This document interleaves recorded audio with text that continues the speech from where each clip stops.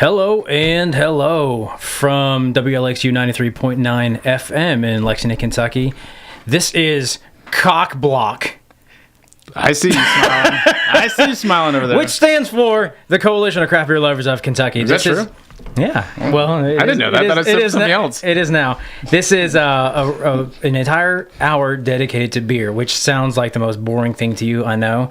But trust me, just tune in for this next hour because we're going to be talking about a lot of crazy, stupid stuff in this episode because we went on a road trip and we spent an entire week in New England area. Jeff and I and our good friend Jason Hale is with us in the studio today. Hello. Hello. Finally got you in the studio. How are you? We're trying to prompt Jason on the niceties of how to keep the mic right in front of your mouth. Just always make sure it's pointing at your face. Smell the mic very deeply. See what it smells like.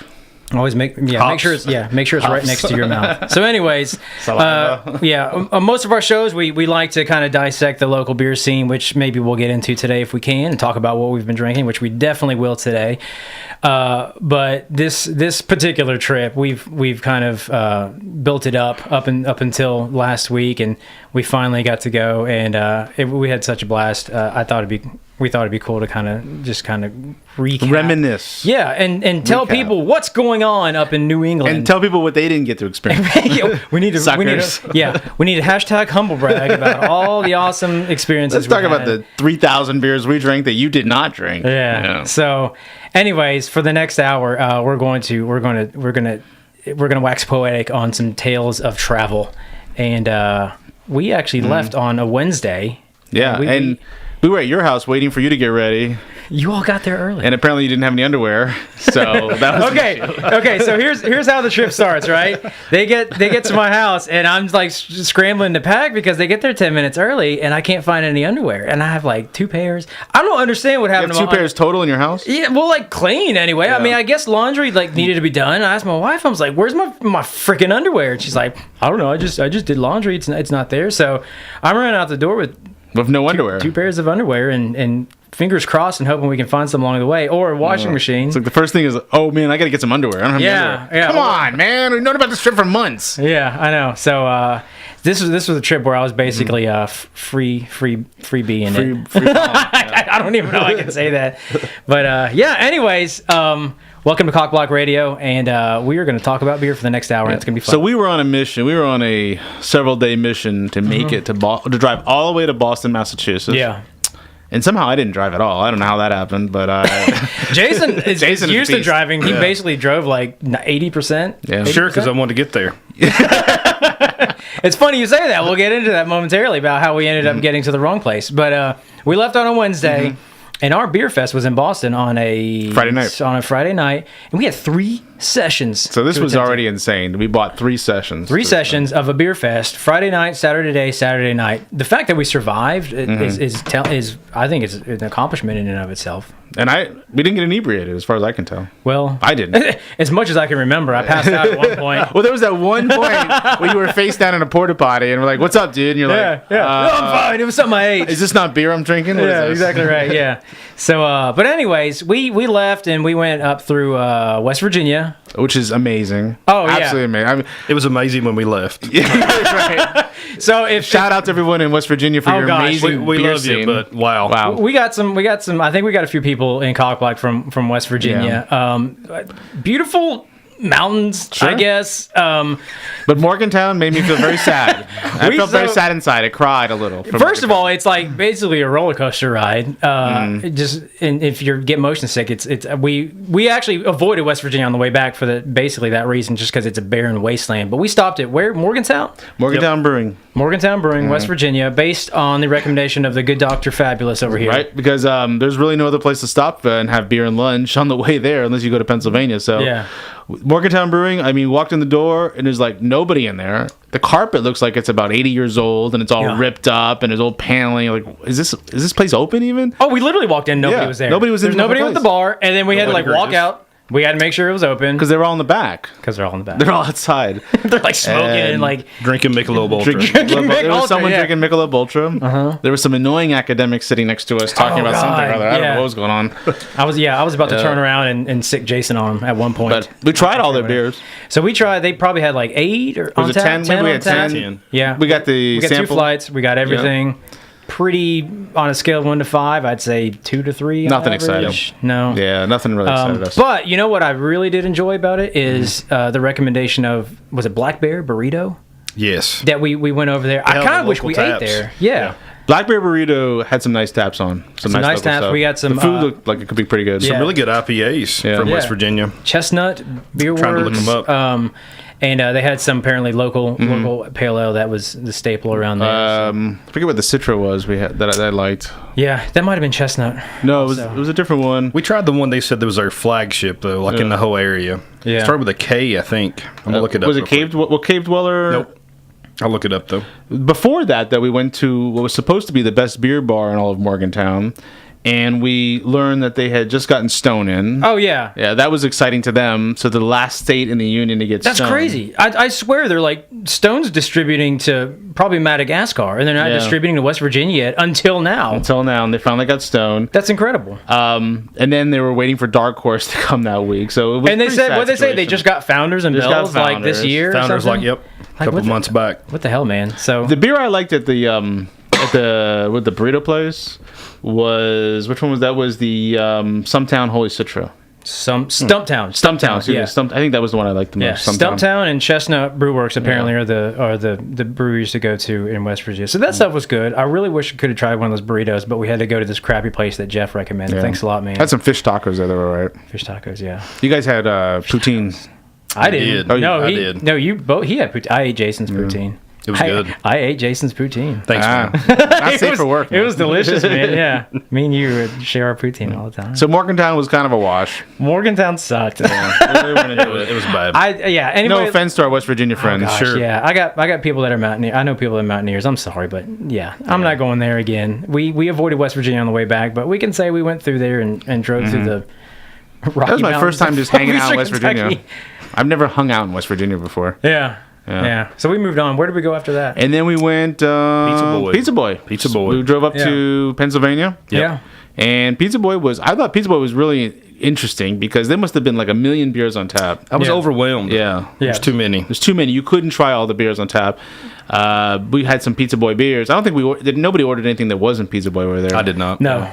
But they had a nice selection of regional and stuff. It was like, whoa, you could just hang out here all day and drink beer. There was so much beer on tap. Pretty much everything was Crowler filled too, if you wanted, which was awesome to see. Yeah, we met a couple of friends over there. Yep. We got to try some new things. Their pizza's actually really good too. Pizza was pretty decent. Yeah, it's crazy. Pizza Boy actually serves pizza. I didn't know that. We were kind of questioning that on the way out, but they, otherwise known as Owls of Hamden. Owls of Hamden. Yeah. So isn't that kind of ironic? Owls of Hamden is the restaurant, and Pizza Boy is the brewery, right? Mm-hmm. Okay.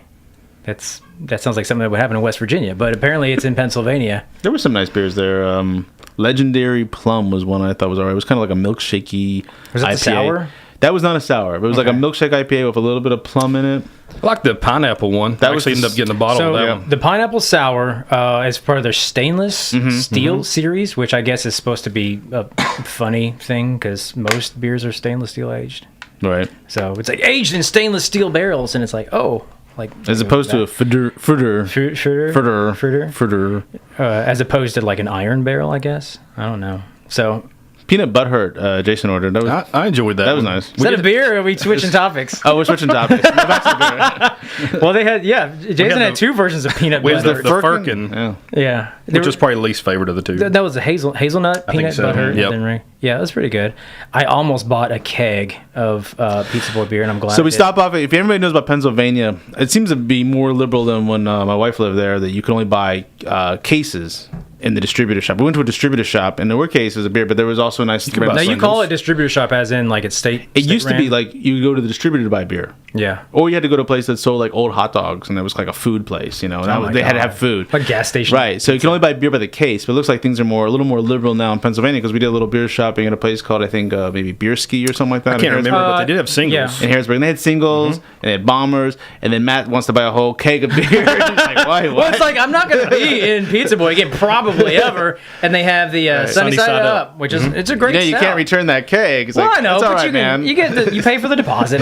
I can trade it in for You're going to be else. drinking that beer for a month. I'm glad I didn't. We ended up getting so much New England hops that Jason, go back in there and talk that guy out of buying a keg of beer. yeah. I was like, mark it on the map just in case we got to come here on the way back. Yeah. So, but then so Pizza Boy is really good. If you're in Pennsylvania, Harrisburg is actually a decent stop. We went back to the hotel, and we opened up a few more bottles with some of our friends. You guys know people everywhere, right? Sure. Yes. Beer unites mankind. It really does. It's more. There's very few places I travel. Yeah, tiny. We were like, what's the town called? Eden or something? Enola, wasn't it? Enola, Pennsylvania. You know people in Enola, Pennsylvania. Yeah, that's more crazy. than one. That's crazy. Yeah, it's community. You know, that's what I always love about craft. It's like knowing people in Eastern Appalachia or something. Yeah. Oh, in Breathitt County. I know a few. Of those. I can't imagine knowing someone in Breathitt County. Yeah, I don't even enjoy beer, honestly. I just like the people. I know. When you all give me a pour and you turn, I do one of the throw over my shoulder and then you turn back around. I'm like, that's tasty. You spit, you don't swallow. Well, it kind of depends on it kind of depends on what I'm working on. So keep that mic near your mouth, Jason. Point it at your face. But your friends brought some nice beers, I thought. Yeah, and Jason. Suarez family, is that what they have? Okay. Yeah. Oh, the Suarez family beers. Yeah. So we got really good. Yeah, we got to try some of the rarest, best beers around the world. But in our bottle share, was it Seth that brought this? That was Mipper. Okay, Mipper. Yep. One of our buddies brought from northern New York, Suarez Family Brewing, and apparently the guy, I guess, came from Hill Farmstead. That's right. Former Hill Farmstead brewer. Yeah. And both were saisons, I believe. Yep. Saison sour. There was Triangular Nature and it was Domain Blend number 1. That stuff was fantastic. That Domain was killer. I thought they were both amazing. Killer. Yeah, I'm surprised. So we've had shows in the past where Jeff has talked about Suarez Family. You have talked about how great they are. Because I've never had them before. I was introduced at the festival in Louisville, the Shelton Brothers Festival. That was last year already. It's been so long, and they were there. And I was like, man, these guys are doing some killer stuff, but nobody's really talking about them. And they're in that Shelton network, but we don't see their stuff down here. I guess they don't distribute yet, or they're starting to, or very little. From what our friend was telling us, I think they just sell the tap room. Yeah, which is kind of. But they're in the Shelton network. That's what it's kind of question. I guess you got to sign up with a distributor, maybe in New York. Yeah, but there are a lot of breweries that might be associated with Shelton that are smaller and high quality, but they're not yet ready maybe for a lot of distribution, or they're only a little bit, like Holy Mountain, or we saw when we talk about CBC, Kent Falls, or these kind of brewers. Does Other Half hit distro, or are they... Can you buy Other Half in distro in New York? I think they're just at the tap room. I think so too. I think you have to go now and line up to get Other Half. Other Half out of New York. Yeah. Well, Suarez Family completely blew me away. Good stuff. Put that stuff on your radars, guys, if you've never heard of them. And if you have, then why didn't you tell me about them? It's your fault. I hate you now. So we had some good beer that night. This was, I kind of woke up with a little bit of a hangover. It's funny. We had a 3-day bender, and like my worst hangover was from a bottle share in a hotel between 5 of us. We tried to cram all the bottles we brought in. Yeah. Keep that near your face. Keep that near your face. We thought there'd be like 10 people, 8 people, and there ended up being 5. I came home with 2 bottles. Yeah, I did too. I brought a West 6 to share, hoping to expose people to to Six-Fold Plum. And I accidentally opened Matt's West 6 sour with tart cherries. You can open mine. But I stopped opening it. I wasn't going to open it all. Yeah, I know. I was like, no, you've already started, man. But I didn't know you brought a West 6. You got your hands all over it. I thought that was my West 6. Sure. Yeah. Anyways. But I think the other real highlight of that evening was the Cycle Omnipolo. Rare Noah. Ooh, man. So Noah from Omnipolo is that's Imperial Mud Cake or Mud Pie something. That's not the peanut butter one. That's the maple. No, I'm thinking Yellow Belly's the peanut butter one. You're thinking Yellow Belly. This one is, I think it's maple and coffee. Yeah. I think that's what the adjuncts are. Very decadent, very sweet pastry stout. Omnipolo kills it on adjuncts. I think one thing with Cycle, they get a rep for being pretty thin. I think with the Omnipolo collab on this one, the mouthfeel was much better, much more towards the Omnipolo side. Well, Omnipolo is great. I mean, I'm sure 90% of that stuff is adjunct kind of extract ingredients, which is fine because it's really good. But you take that really, really, really sweet forward sweet kind of stout, and then you get I think Cycle, honestly, a lot of the stuff is probably extracty too, but sure, putting that body with that style together in the Cycle out of Tampa, and that was a fantastic beer too. And if we talk about Cycle at the festival, I thought they brought some good stuff. They did. Yeah. They had that hazel, or no, it was a cinnamon double barrel. That was very good. I don't even remember anything from the festival. I've still not checked anything in. I know. Did that woman get back to you yet? Which one? The one with the mustache that you were talking to the whole time? That woman named Hank? Hank, yeah. I'm still waiting. She was cute. She was cute. Yeah. She liked you, I think. Yeah, she had an attractive Adam's apple. So, day one was a blast. On our way up to Boston, stopped at Pennsylvania, had some good beer, and met some good friends. Continued on to, we almost went to New York. Yep. To other half, but we didn't because nobody wants to deal with that traffic. No parking, too much traffic. Sound like it was a good idea. The plan was to initially that night before was to get up really early, get there at Treehouse when they opened, so we'd get an allotment. Luckily, a couple of the guys sharing with us at night told us, hey, they're going to do pours, but it'll be later in the evening. So we waited a little bit to take off. Yeah. So waiting turns out doesn't really matter at Treehouse. No. Well, apparently they sell out every day, but they don't sell out immediately every day. So by waiting, we were able to skip the line, get beer to drink, and even hang out for a while. But before we got to Treehouse, we made our way through Connecticut.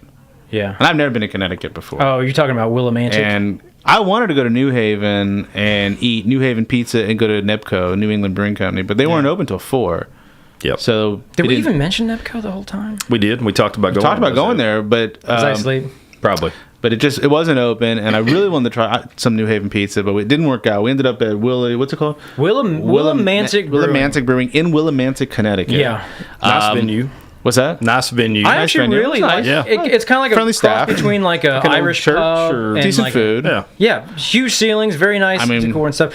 We probably tasted everything they had on the list. We did. Yeah. Well, they had 15, and we each did a flight of 5, I believe. Right. So we were just kind of like, their stuff's better than Morgantown. Yeah. Still not on par with some of the stuff we were going to experience, but it was a pleasure experience. There were some decent guest taps they had on. I remember there was it was called City Steam Jungle Crush, which I thought was pretty good. I remember the Jungle Crush. Yeah. That was very citrus hoppy. None of the beers stand out to me, but they were okay. You know what stands out to me? That freaking sandwich. That sandwich was amazing. Good. That was what and the greatest part about it is the mound of beef. That waiter was like so. We did the old. So what do you recommend? He's like, oh my god, you guys got to get this sandwich. It's a cross between a Philly roast beef and a slider or something. I can't even remember what he said, but we were all three just like, okay, we'll take 3 of those. Yep. And man, that sandwich is really good. I'm gonna make one when I get home. I don't even remember what was in it. Probably the most passionate I've ever seen a waiter about a sandwich. Yeah, he's like, our beer sucks, but try this sandwich. I don't think the beer sucks, but I appreciate the sandwich. The sandwich love. Yeah, good recommendation. Absolutely, you got to give good love to sandwiches. Yeah, so that was so far. We went to Morgantown, and then we went to Willimantic. The problem is between here, Boy was good. Between here and there. Not a good way to go. There's just not a lot of great options. We could have stopped. For example, we could have gone to I think it's Lancaster where Springhouse is, but we probably would have had the same reaction to Springhouse, like, oh, it's all right, maybe beers are okay, it's a few hours out of the way. We thought about coming back that way, didn't we? If you go to New York, you guys got to deal with the parking situation, and also if you want food, you're gonna have to do something separate because a lot of places don't have food. And then that Marylandish corridor we go through, there wasn't really anything. Yeah, we're like right on the edge of Maryland. There's nothing. So there's really not the problem is West Virginia. West Virginia is messing up the situation. Yeah, we fixed that on the way back. Yes, we probably should have done that on the way up. Yep. Yeah, it's a huge difference. It adds 30 minutes to your trip if you go through Columbus. But the problem is if we start here and go to Columbus, there's actual roads. We're stopping right away. It's not a good stopping point in Columbus because you're only 3 hours out. Yeah. So but you got hoof-hearted. Yeah, which we got on the way back. Yep. We can talk about that later, but Willimantic was good. Willimantic was all right. Sandwich was great. Amazeballs. Everybody did their business in the bathroom there. Yeah. I don't know if you want to talk about the whole bathroom issue. No, we'll move on. That's there was a contest. That's been talked out. Yeah. I'm tired of talking about poop. There was a pooping contest associated with this event. And somebody in our COCBLOK group won, but and we still haven't given him. And for some reason, people think I'm abnormal or something. I don't know. Okay, so basically, we were telling everybody to guess how many bowel movements we would have as a group on this trip total, and then the tiebreaker was supposed to be Jeff. Turns out All of us combined, Jeff had half of them. How that's physically possible, I don't know. I am a lean, mean fighting machine. He's popping like bran candy like constantly in his mouth, just like fiber. Just people have talent. People have all kinds of talent. People can play the piano. Yeah. People can run marathons. People can go to the bathroom a lot in one day. Yeah. I just happen to be in that latter category. And here's the thing: when you drink craft beer, I don't need beer to do it. When you drink a lot of craft beer, especially sours. No, yeah, especially sours, you tend to have multiple bowel movements, and we had quite a few. But like, just the level that you were on, Jeff, it's just like I'm a master. You can study with me one day if you want. I'll teach you everything I know. Can I be your intern? Yes. Can I be your poop turn? Yes. We would wake up in the morning and Jeff would already have 3. Yeah, the first day it started, I'm like getting up and like everybody's asleep. I was like, I got number 1. Jeff's like, I've already been 3 times. Like seriously, literally, he went in the middle of the night and then went before I got up and then went back to bed and then went again after I went. I'm in shape, man. I am in shape. I am in fighting shape. Yeah, your abs are probably, you got like 12 pack because you're constantly just like squeezing. That's right. So impressive, man. So let's take a break. Let's take a quick break. Let's stop on the poop note. On that note, on that brown note. On the brown note, as Against the Grain would say. Where are we here? You're listening to COCBLOK, the Coalition of Craft Beer Lovers of Kentucky, on 93.9 WLXU. Welcome back to COCBLOK, the Coalition of Craft Beer Lovers of Kentucky, on 93.9 FM. I'm Matt. I'm Jeff. And we have our friend Jason Hale with us today. How are you, Jason? Hey. Good to see you, buddy. Thanks for having me. Thanks for being here. I'm very excited. I see that. This is the beer road trip episode. Yeah. We are going over our beercation that we took for a week, and so all our wives would be really mad at us when we got home. Oh, it always works that way, doesn't it? And we are currently in day 2, where we have passed through Connecticut, and we had talked about our poop story. We have talked about the crappy breweries that we went to, and some of the good ones. There was some pooping at the brew pub in Connecticut, I believe. I think there was a round. I think there's like a wave. Yeah, man, that's Philly State runs right through you, man. It's the hybrid, the quote unquote hybrid sandwich. In one door. Good recommendation, yeah, and I'm passing it out. So that was really good. Anyways, then we went on to Treehouse. Was that Treehouse? Yep. So Treehouse was next. So Treehouse is in Charlton. Don't know. Charlton, Massachusetts. So Jeff made us go the wrong way. So Jason took us to wasn't me. Old Treehouse first. Jason, okay, we all see all the sites. We all appreciate Jason driving like 80% of this trip, but he puts it in his GPS and he takes us about 2 hours. I think it's 2-3 hours or something. We finally get there and we pull up and we're like, "There's the sign." Where's line? Everybody at? There's no line, there's no lights, there's no beer, but we see the sign and we're like, it's got to be around somewhere. We drive one side, we drive the other side, we drive inside, and we're like, something's not right here. And somebody pulls it out, we're like, we're at the wrong freaking location. It's a farm. It was a beautiful drive. Beautiful drive. It was gorgeous, and it sucked. And then we went to the wrong place. There's no beer, and we were all fiending for beer at that point. But we were only like 30, 45 minutes away or something like that. Was this after we tried to buy a case of Sip of Sunshine? Oh, that's true. And the guy limited it to 1 4-pack. Yeah, I think he saw us walking in. He was like, these freaking beer nerds. 1 for you, 1 4-pack for you. I felt that way, and I was with you. Yeah, you are. Yeah, you're just a nerd. Dr. Fabulous. Dr. Facebook. But so we went to the wrong treehouse. We went to the wrong treehouse. It was an old abandoned farm. Yeah. It's like cobwebs and stuff. Hey, there's no line. Hey, man, there's no line. I know. We're like waiting for somebody to come in. We're like, we wanted to see where they started. We wanted to see where they started. You know what? It's a good thing we didn't get there early like we originally planned. We've been waiting for 3 freaking hours at the wrong place, which would have been even greater. But anyways, we get to the real treehouse. They opened up a new facility about 2 months ago. It looks like Sierra Nevada when you drive in. Like a mini scale. Yeah, so like 10,000 square feet or something. Production facility, huge entranceway, and the road you're going in with the big like the big kind of like arch that you walk through. Yeah, huge drive that you go up. You know what would have been made it better is if they had an actual treehouse somewhere on premise. I know. What's with the treehouse? Like there's no treehouse anymore. No treehouses. Did you see treehouses? You're right. Anymore? No, I did not. Yeah, maybe once you have a few of their beers, then you start seeing stuff. But we got there probably late afternoon. We got there about 4:30ish. 4:30. They open at 2. So here's the deal with Treehouse beer. For anybody that's curious, they more or less kind of started, I think, the whole hazy IPA trend, or they were one of the front runners. But they're so sought after that they only sell Wednesday through Saturday, 2 till like 8 or something like that. I think that's right. So just like midday sales, they sell out pretty much every single day, It's as fresh as you can get it, but they can't even make enough to distribute. When you go in there, you see their system. I mean, they're brewing that's got to be 50 barrels? I mean, they got a huge system back there. It's a beautiful space. Oh yeah, lots of room, and they're still selling out every day. Don't have enough to distribute. Don't even have enough to put on tap in their beautiful tap room. Business model. They have this gorgeous tap room. There's no place to sit because once you buy your allotment, so you go over to your allotment, you wait in line, and they've got the rollers, so they're just rolling it down kind of like a conveyor belt. Yeah, it is very efficient. And you go, okay, well, what would you like to drink? You can drink at the tap room? Like, yeah, I was just going to go over there afterwards. No, you have to tell me right now. Yeah. Wait, what? Yeah. You have 2 choices, and you can only have one. Yep. Like, wait, I can only have 1 beer while I'm here? Yeah. You have this gorgeous facility outside, these beautiful cedar plank benches that look like they're really expensive, and a wonderful outdoor area. You can't drink the cans on premise. I can have 1 beer while I'm here. Like, what kind of model is this for a tap room? This is crazy. Yeah. I think they're just afraid of selling out. I guess, yeah. I mean, well, and I think there's other logistical concerns, like, in all seriousness. Yeah. We were standing in line, and there was one guy what was he saying? He's like, I came here yesterday or something, and I went in line like 4 times, and nobody said anything. Yeah, you could probably go back in line. Yeah, and that's the kind of, that's fine. I'm not going to, like, dog the guy, but that's the kind of stuff that kind of makes it harder for everybody else to get, and he drives up these secondary prices. I don't think I could have got back in line, because when I got up there, they looked at my ID, and then they yelled out, Kentucky! Like, really loud. Yeah, we were even all turning. And then everybody's looking at me. We got one of them Kentuckians here. Yeah. I did a little dance. What's going on? He didn't even look at his ID. He just, like, listened to it. He was like, Kentucky, right? Kentucky, yeah. He said lightning. That's why. Lightning.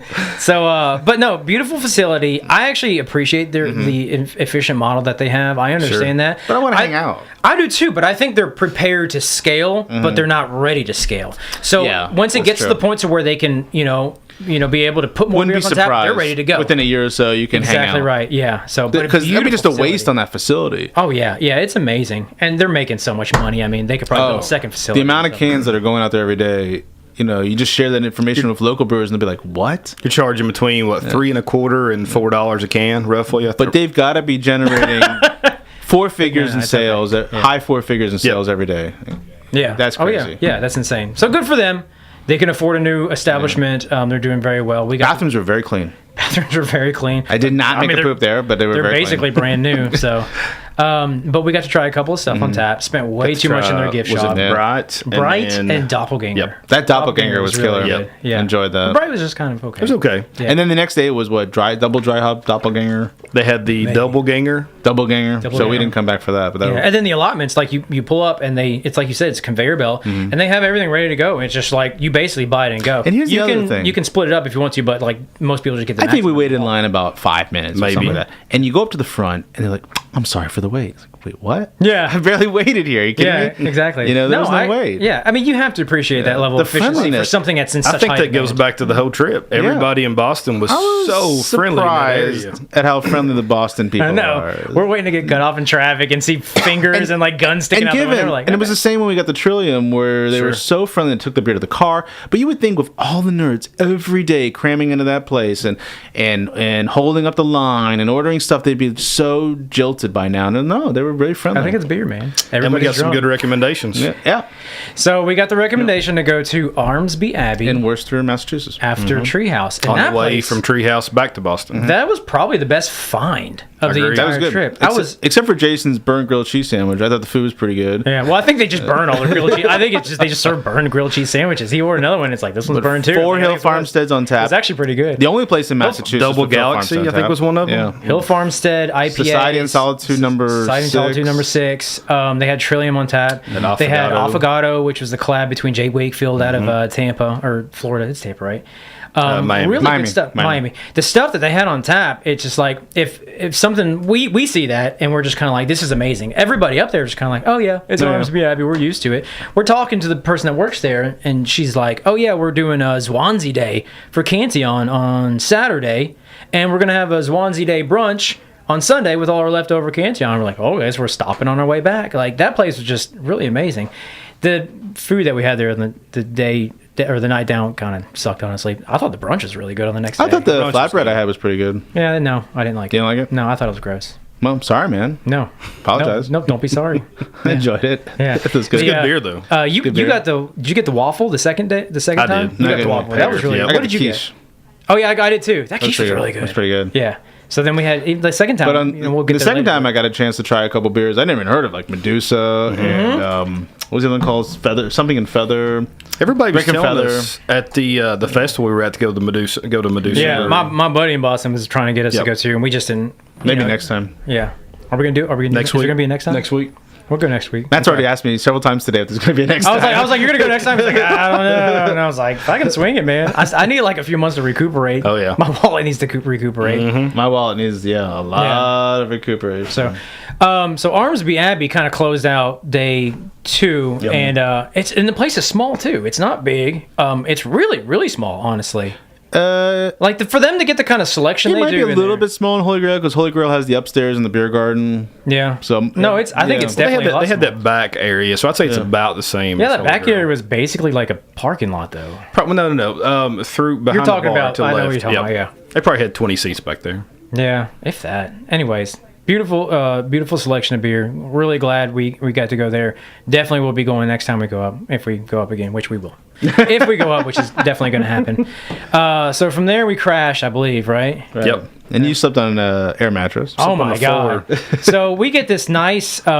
We got to the apartment / hotel that night, which Jason very nicely arranged for us, and they were supposed to have 2 beds and a pull-out sofa. No pull-out sofa. This couch looks like, it's like, mid-century modern 1970s era, but built in 2015. So it's made out of like plastic and like rubber. Balsa wood. Yeah, balsa wood. You sit on it, and it sounded like the couch was screaming at me. It's like, and it doesn't fold out into anything. So Jason's on the phone with these guys for probably about 2 hours trying to get an air mattress in there. It's 12 o'clock. I'm incapacitated over on the couch because I'm so tired. They finally pull up this air mattress, and I'm like, sweet, you all get the F out of here. I'm going to bed on this air mattress. I lay down. 3 hours later, I'm laying on the floor, and I'm just like, it's kind of still like blown up a little bit around me, but I'm just like flat on the floor, and I'm so tired. I'm just like, screw it. I'm like trying to get like a pillow under my back. So I basically slept on the floor. The second night, we got 2 air mattresses because the second one's got to be better than the first one because the first one was and defective, they both deflate. Right? They're both the exact same. They both deflate. I got 2 air mattresses stacked on top of each other. Both of them are flat, but they're like inflated on the side. So now I'm like in a burrito of rubber-filled air, and it's just like wrapping around me. But I'm laying flat on the ground. And that was great. Yeah. You were. If you guys had been willing to share beds like I was, the situation could have been completely. Hey, I volunteered to give it up, but nobody wanted to share a bed. Well, you pooped 14 times a night, so I was a little afraid about that. But anyways, I don't wear any underwear, so that was the recipe for disaster. But the next morning, we made our way out to Trillium. Yeah. I was really excited, which was fun. Yeah. Although it's 11:45 in the morning, and there's still 2 lines going on the tap room and the cans. Couldn't find a parking spot. And it's like all people in Boston do who like beer is wait in line. Yeah. Every day you have to wait in line to buy a beer. It's crazy. And the line, it wasn't that. No, I think it was long. It was a big line, but it took about 15 minutes to get through. While we were in that line, people were talking about going to Treehouse line. Yeah. So it was. Yeah, that's what they do. That's all they do. And a lot of those guys, they try to flip it and resell it and stuff. And you can drink more taps at Trillium. So I really liked Trillium. I like Treehouse for the venue. I like to say that we went. But I like Trillium for the actual beer experience. I need to say, I actually like that more than. And there was Treehouse. a falafel truck outside, which was killer. Pretty good. Yeah. And exposed Jason to falafel. Yeah, I didn't get to try that. What is falafel again? It's like beef? Chickpeas, buddy. It's bacon. Lamb? It's bacon. It's bacon, yeah. Yeah, we were putting bacon in everything. It's tofu. But they had an actual tap list. You can try a lot of stuff. Yeah, a lot of stuff on them. They had limits were a lot more lax. You could buy a lot more cans, and they had a lot more options. But like even the stuff that they had like on tap, that I was really amazed by the Trill Water, which was the Goes. That was good. Yeah, the Stillwater Trillium collab that goes. I am still blown away by how good that was. And it was very light beer, but I thought it was so well made. The Trillium sours for me are just a little too tart. They're a little too. They had like 3 on tap. They were doing some in the bottles. I'm sure we brought some back. They were very sour. Yeah. That barrel-aged cherry one got really rough at the end. I can't remember which one that was. But all the IPAs as usual. IPAs were fantastic. Yeah. My favorite absolute beer I've ever had from them is the PM Dawn. And the PM Dawn was killer. That coffee stout is amazing. 8-9%. Very roasty. Stout, lots of coffee. God, we missed the cans, but got some crowlers. Got some crowlers. You could definitely. I would not bat an eyelash about drinking that in the AM until my wife scolds me for doing it. But I would totally do it, and it's so worth it. And you get to still, you get that caffeine buzz. I think you would anyway. But Trillium was the thing for me. I really enjoyed it. Then we got to the big show. The big show. Because we're already like about almost 40 minutes into this show. And we still haven't talked about we haven't even talked about the whole actual reason beer we fest. went there. The Mikkeller Copenhagen Beer It used to be called Festival. the Beer Celebration. That's why it's called CBC. Yeah. And when I was in Copenhagen, it was going on 2 years ago, but I didn't actually go to it. I just saw the long lines. This all started when you were talking about being in Copenhagen. Yeah. And I was mentioning to you I wanted to go to the Copenhagen Beer Fest. And we were like, we've got to go. It's a crazy festival. It popped up in Boston, which is kind of ironic that they still year call they've had it. it? Yeah, I think it's the second year in Boston. It's ironic they still call it the Copenhagen Beer Festival. I think it's stupid, but it's the Mikkeller Boston Copenhagen Beer Festival. But the stuff that they had, it was like, this is a beer nerd's wet dream. Oh, You know? yeah. Yeah, it's like they brought in all mean- the stuff that like people don't really know about, but the other people are already like really hyped about. You got Bottle Logic there. You got Arizona Wilderness. You got Other Half. You've got Cloudwater. You've got Angry Chair. Veil. The Veil. Superstition. Yeah. War Pigs. Boca Rider. Boca Rider, which was, of course, The the big highlight deal. was the big deal, Boca Rider, and I should have freaking texted you. Me and Jason are both wearing our Boca Rider shirts. So they look like twins here. Yeah. I'm prettier. They both got on the shirt. I hate you. This guy was Take you out selling in the everything. parking lot and get into He a was selling hair shirts pulling and glass, very expensive glasses. We cannot talk about prices, but oh my glasses god, that you would never buy a beer glass at that price, except for the two of you who did. Buy it. I bought a glass. Jason bought a glass. I'm never going to use it. No. It is a Well, the really funny thing nice is, glass. the first night we were all making fun of this one dude for buying the glass, and then and the the next day second night we're like, you guys are buying the glasses. FOMO was real. yeah. Well, it's like I know I'm probably not. I may not see this guy again. I may not try this stuff again. I wanted something to take away. Yeah, and he's his line was the longest line from the get go. It was a Belgian blender. We didn't know. I was excited about. We were all excited about when we got there. We didn't know the hype. No. And when we walked in that door, people were running to the Boca Rider area. I think you had talked about it, Jason, about how there's a lot of people were getting hyped for this. We didn't realize how severe it actually was. Do you have something? Do you want to take a little breather here, or do you want to get straight into it? Let's just get into it because we only got 20 minutes left. Okay, so Boca Rider. Actually, you probably know more about him before we did. So it's one of those things. Love Lambic. I'm just kind of learning still about it, and he's one I never heard about. I heard about Uli ULI making blends with all this great Lambic. And then all of a sudden, Boca Rider came out of nowhere for me. Like I just heard about him online, some forums, and it was really hard to find information. Young guy when we met him, probably Raf Sovereigns? probably 27 or Yeah, something. I mean, he's really young. Yeah. So to be at that level in the Lambic game and getting that respect from Cantillon and all those guys, it was just kind of crazy. And the thing is, he's a blender, Yep, which that's all is he really does. popular in Belgium. And he it's a tradition to blend. It is. Yeah, it is, and it's regarded just as high as buying the it's a wort. very esteemed profession. And then doing the blending. So he'll take wort from I guess 3F, Dre Fontaine, Fantôme. wherever. Yep. Fantôme was a big one for him, and then he will blend them together, and then he will do the fermentation. and he ages them. Yeah. He'll put them in barrels. I think he actually ferments them too. So it's like it doesn't come as alcohol. Right. Like he just takes the wort and he actually produces it, but it was created somewhere else. So I think in the United States, stuff like that, people will probably be like, it's Then we not, have Casey. it's not yours. Casey does that, right? Well, Casey actually brews, but off-site. So they blend, but they bring it back. Oh, so and they're then not blend buying it. wort from somebody else. They're not. They're making their own, but Okay. they contract brew, and they actually. I was just there yesterday, Yeah, over in Colorado, 2 days yeah. ago. So they actually just got their system in. It's on order about a month out. They'll be brewing on site. Yeah, all right. So, but this guy is, Jason had kind of talked about how he heard about him. We went in there and we were all three basically like, all right, you walk in and it's not really deer in headlights, but it's just like Kid in the Candy Store. You see Right. all the booths open. We all three opted for the early entry, which means we get an hour of just like Which was great. us and like a few other people. So there's no lines, more or less. There's like 50 different booths, all pouring something different. Each day, 1, 2, 3, they have the same thing, but they also have a second option each day that's different. So they're always pouring 2 different things. And we're like, okay, there's lots of stuff here. We're almost at the very front of the line. Let's go try the Boca Rider. We were maybe 10 people back. They opened the gates and people were running. People were literally running to get in line. We have an early It was like a Black Friday sale at Walmart. Yeah. We're there an hour early. We got nobody else to worry about, and people are running to get in line. It's like, that's ridiculous. So we're like high stepping, like, oh my God, what are we missing? We got to hurry up and get in line.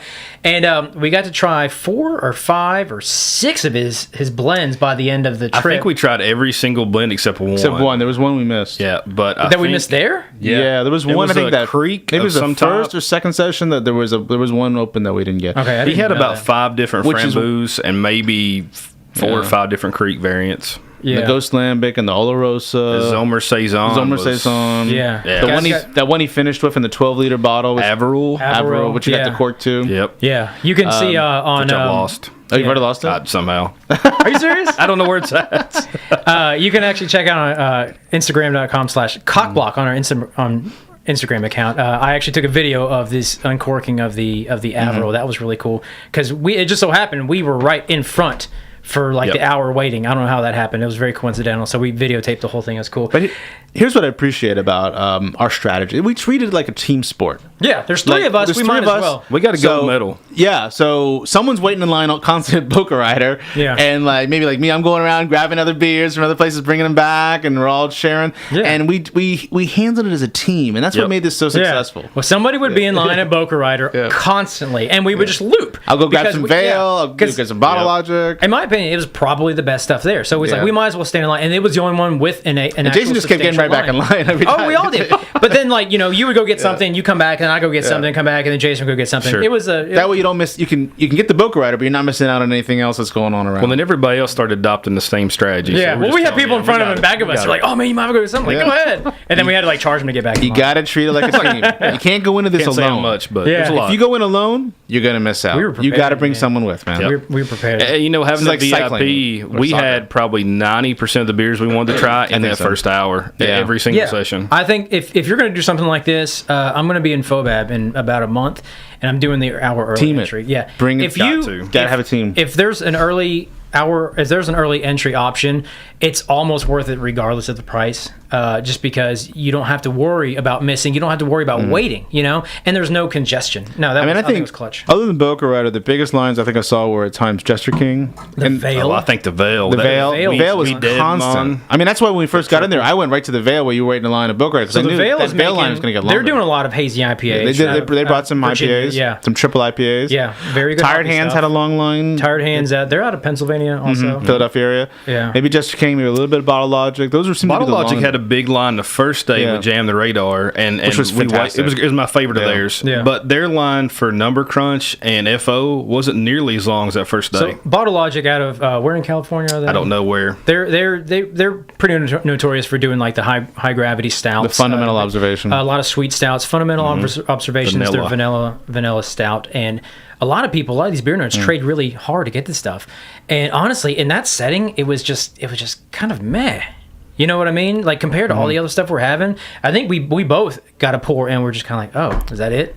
Well, I like the Jam the Radar. Jam Radar was really good, but that's like what was a raspberry basically version of that. But I think with the FO, I mean it's barrel. I think it's batch 3 now, maybe 4. So with rarity's gone, so people are not liking it as much as the first 2. So I think it just kind of died. Rarity tends to play into the quality factor for a lot of these people, and that's a big reason why Boca Rider was so big.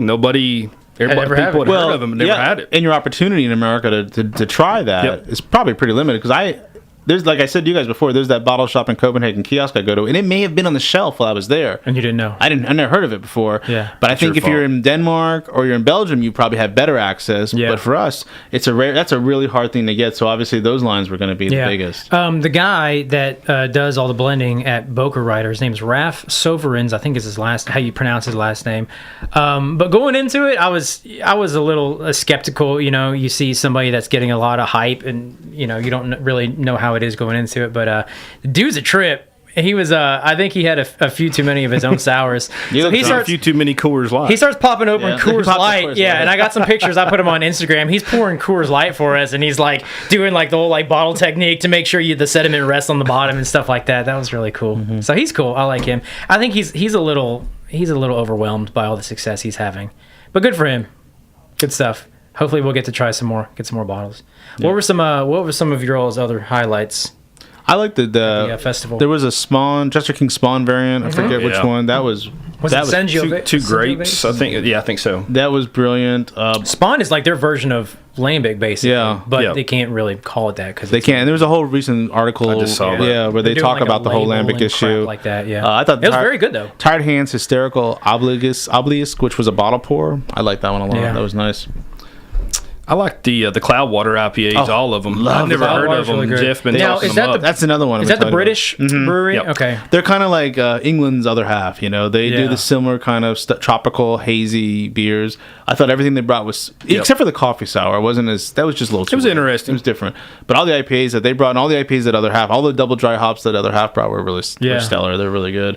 And like we said, Cycle brought the cinnamon double barrel thing, which was beautiful. I don't care much for Angry Chair like you guys do. I like that woke. Yeah. That was really good. Was that the coffee and vanilla? My God. I thought that was amazing. Yeah. I thought Abnormal was not that big for me. Well, I didn't like Abnormal except for the Machiavelli. That was better. That was better. Yeah. The M3 was just. It was a little acidic. Too much. And that rum barreled vanilla, was it rum barreled shake by Mikkeller? I did not dig it. No.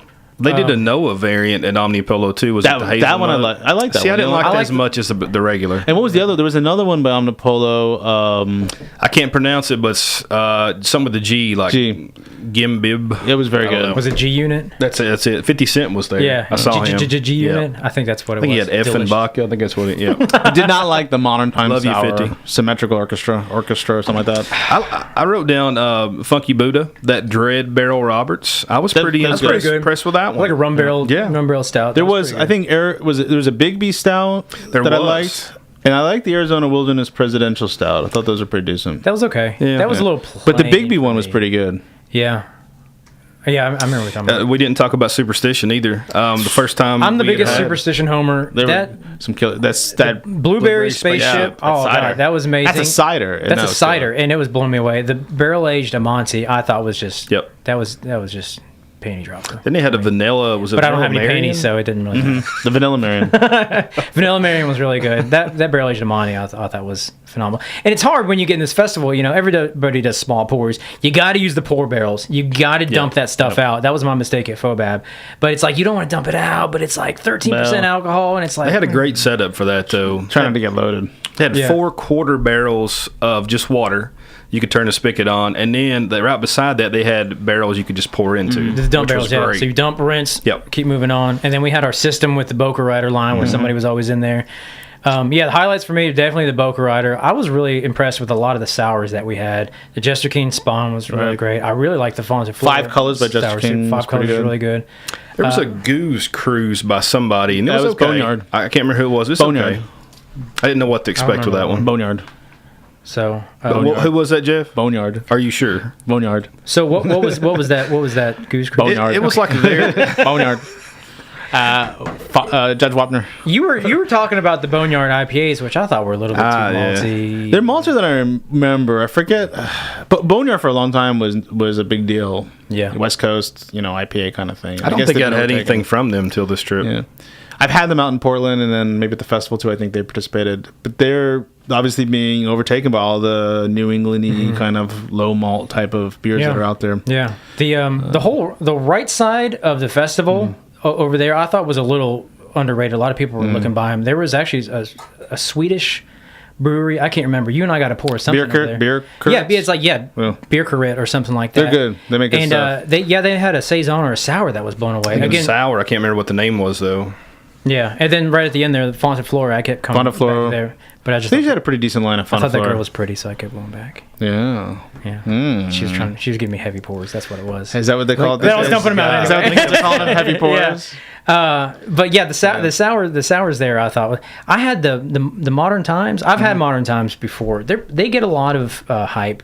They're the Rheingeist of the West Coast. I just most of the stuff was just kind of like okay. They're okay. Yeah, I wasn't overly impressed. Well, I think something about the festival too. I was looking for that Modern Times, like a cuvee of all the different Monsters Park or whatever they did. Instead, they brought the It was cinnamon one. There you go. Cocoa nibs. Yeah. So not all the beers were on the list. No. So. Well, that was one of the issues that we ran into is we were anticipating a lot of stuff that we saw and it didn't turn up. But there was a lot of stuff. Better. Yeah, there was a lot of stuff that were there. Everything they had was like a variant. The Jester King, we thought that was regular Spawn, and it was the variant, which I never had. Yeah, it was like white grapes or something like that.